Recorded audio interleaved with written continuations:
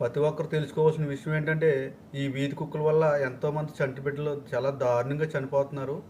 అది తల్లిదండ్రులకి తెలుసు ఆ బాధ, ఇంక ఎవరికీ తెలీదు.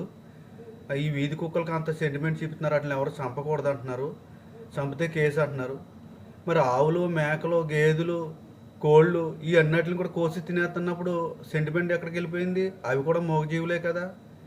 మీకు అంత ప్రేమ ఉంటే వీటిలన్నిటిని కూడా ఈ అడవిలో తీసుకెళ్ళి వదిలిపెట్టాలి.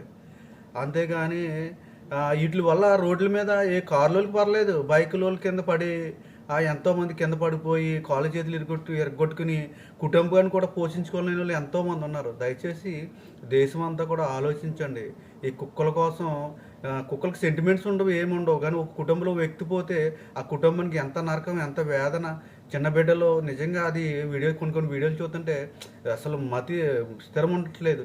దయచేసి ప్రతి ఒక్కరు ఆలోచించండి ఈ విషయంలోనూ.